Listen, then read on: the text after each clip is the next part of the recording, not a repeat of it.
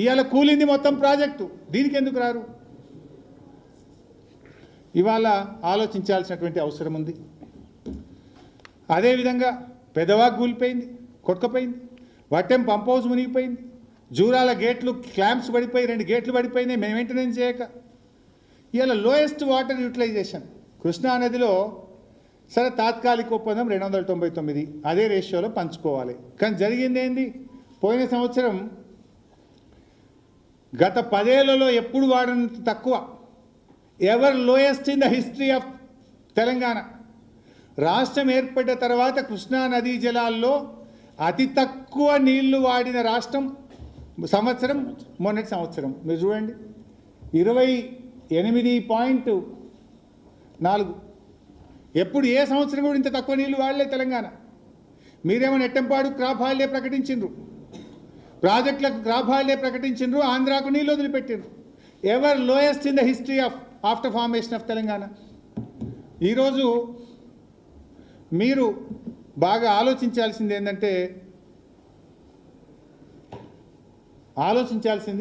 ఇవాళ నీళ్ళ వాడకంలో కూడా ఉన్న తాత్కాలిక ఒప్పందం ప్రకారంగా నీళ్లను కూడా వాడలేకపోయిన దద్దమ్మ ప్రభుత్వం ఈ రేవంత్ రెడ్డి ప్రభుత్వం. ఫెయిల్ అయిపోయింది. మీరు ఉన్న నీళ్ళు కూడా వాడుకోలే. అరే మీరు ఏం చేసిండ్రు? ఒక ఎకరం కొత్త ఆయకట్ రాపాయి, ఒక ప్రాజెక్టు పూర్తి కాపాయి, ఒక చెక్ డ్యామ్ కట్టపోతురి, ఒక చెరువు కట్టపోతురి, పైగా ఎస్ఎల్బీసీ కూలగొడుతురి, పెద్దవాగు తెగిపాయి, వట్టెం మునిగిపాయి. ఉన్న నీళ్ళలో 65 టీఎంసీలు కిందికి ఆంధ్రకు వదిలిపెట్టిరి గురుదక్షిణ కింద.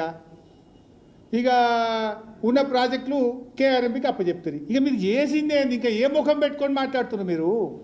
ఒక్కటన్నా మంచి పని ఉండదా మీరు చేసింది? అంత కూలగొట్టుడు, మునగొట్టుడు, తెగ్గొట్టుడు, అప్పచెప్పుడు, నీళ్ళు కిందికి వదులుడు, గింతే కదా నువ్వు చేసిన ఉద్దారకం. నువ్వు చేసిందేమున్నదని మాట్లాడుతున్నావు ఇంకా సోయి లేకుండా, సిగ్గు లేకుండా. బెజవాడ బజ్జీలు తిన్నారా అప్పచెప్పిరటవా? ఇది ఇట్లా. ఇక ఉత్తమ్ కుమార్ రెడ్డి కూడా ఏందో ఏమో అబద్ధాలాడి రేవంత్ రెడ్డి ముఖ్యమంత్రి అయిండు. నేను కూడా అబద్ధాలు ఆడపోతే అయితలేను అనుకుంటుండో ఏందో నాకు అర్థమే అవుతలేదు. ఈయన కూడా ఆయనకు శిష్యుడు అయిపోయిండు. నేను ఉత్తమ్ కుమార్ రెడ్డి మాట్లాడుతూ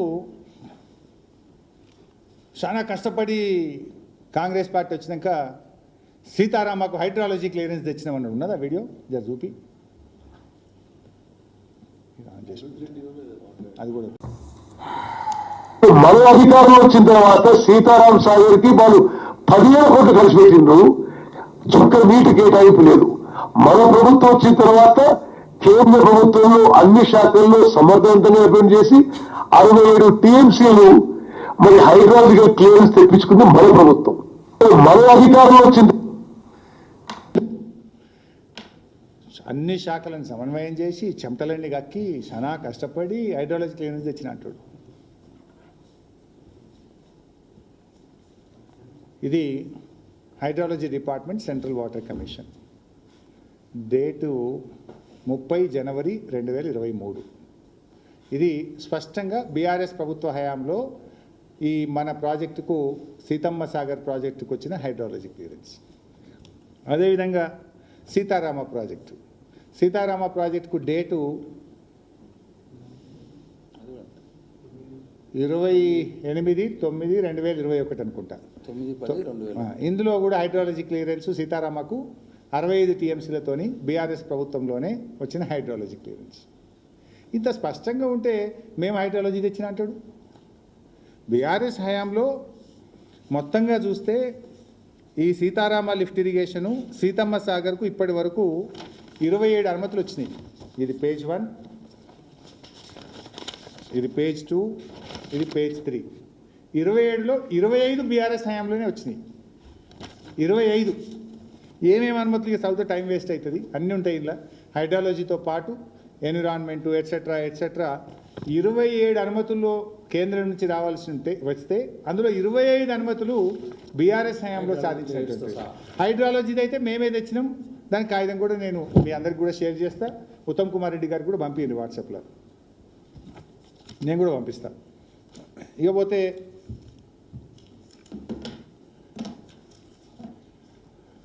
ముఖ్యమంత్రి గారు నిన్న మాట్లాడుతూ అసెంబ్లీలో మాట్లాడదామా హరీష్ రావు అన్నాడు. నేను రెడీ, రేపు పెడతావా చెప్పు. రేపు మీరు ఉదయం 8 గంటలకు అసెంబ్లీ పెడితే ఐఎమ్ రెడీ టు డిస్కస్. ఒక్కటే కండిషన్, మైక్ కట్ చేయొద్దు. నువ్వు ఒర్రేదంతా ఏం చేస్తావు, అసెంబ్లీ అర్జెంట్ అని పారిపోతావు. నీకు దమ్ము ఉంటే, ధైర్యం ఉంటే ఒక్కరోజు కాదు మిస్టర్ రేవంత్ రెడ్డి, నెల రోజులు పెట్టు, నేను రెడీ. మాట్లాడదాం, 15 రోజులు కృష్ణా మీద మాట్లాడదాం, 15 రోజులు గోదావరి నది మీద మాట్లాడదాం. నీ కాంగ్రెస్ చేసిన ద్రోహం, నీ తెలుగుదేశం చేసిన ద్రోహం, నీ గురువు గారు చేసిన ద్రోహం, నువ్వు చేసిన ద్రోహం అన్నీ మాట్లాడుకుందాం. మాట్లాడదాం, పెట్టు. ఎప్పుడు పెడతావు? రేపు పెడతావా, ఎల్లుండి పెడతావా? నేను ఉత్తరం నీకు అసలు ఇంకోటి, నువ్వు ముఖ్యమంత్రివి, సభానాయకుడివి, శాసనసభకు సభానాయకుడివి. ప్రతిపక్షం ఎమ్మెల్యే ఉత్తరం రాస్తే సభ పెడతారు ఎవరన్నా? ఎప్పుడైనా చరిత్రలో ఉందా? I demand you put the assembly, రేపే పెట్టు అసెంబ్లీ, మాట్లాడదాం 10 రోజులు. కండిషన్ ఒక్కటే, మైక్ కట్ చేయొద్దు. చలో ఎంతసేపు అయినా మాట్లాడదాం. నువ్వు గంట మాట్లాడు, నేను గంట మాట్లాడతా. నువ్వు 4 గంటలు మాట్లాడు, నేను 4 గంటలు మాట్లాడతా. అర్జెంట్ చేయొద్దు, హౌసు పారిపోవద్దు, గంతే నా కండిషన్. మాట్లాడదాం, రేపు పెడతావా పెట్టిగా. ప్రజెంటేషన్ నువ్వు చేయి, నేను కూడా ప్రజెంటేషన్ చేస్తాను. మాకు కూడా మైక్ ఇవ్వాలి, మాకు కూడా ప్రజెంటేషన్కి అవకాశం ఇవ్వి. చాలా రాష్ట్ర ప్రజలందరికీ తెలవాలి ఎవరి నీతి ఏందో, ఎవరి నిజాయితీ ఏందో. మాట్లాడుకుందాం. ఇవాళ మీ కాంగ్రెస్ ఎమ్మెల్యేనే చెప్పిండు కదా ఇవాళ పొద్దుగాల, అనిరుద్ రెడ్డి కాంగ్రెస్ పార్టీ ఎమ్మెల్యేనే బనకచర్ల విషయం మీద ఒక ఎమ్మెల్యేగా సూచన చేస్తున్నా. ఉత్తమన్న లెటర్లు రాసుడు కాదు, చంద్రబాబు కోవట్లున్నారు తెలంగాణలో. చంద్రబాబు కోవట్లున్నారు. ఎవరు ఆ కోవట్ అనేది అందరికీ తెలుసు రాష్ట్రంలో. నాయకుడు ఎవరు కోవట్, ఇంక నానోటితో నేనేందుకు చెప్పాలి? బహుశా అనిరుద్ధి చెప్తేనే బాగుంటుంది అది. చంద్రబాబు కోవట్లున్నారు, ఈ ఉత్తరాలు రాస్తే నడవది, మన ఇంటి దొంగలు ఉన్నారు అని చెప్తున్నాడు ఇలా కాంగ్రెస్ పార్టీ ఎమ్మెల్యే. ఇవాళ నేను ఒకటే ఫైనల్గా నా అప్పీలల్లో కూడా, ఇవాళ ఇంకోటి కూడా మాట్లాడండి రేవంత్ రెడ్డి, అవినీతి గురించి మాట్లాడండి. ఇవాళ అవినీతి గురించి రేవంత్ రెడ్డి మాట్లాడితే అవినీతి అనే పదమే సిగ్గుపడుతుంది. ఇవాళ కేసీఆర్ వాటర్ మ్యాన్. నిజంగా చెప్పాలంటే తెలంగాణ విషయంలో KCR is water man of Telangana. నువ్వేమో వాటా మ్యాన్.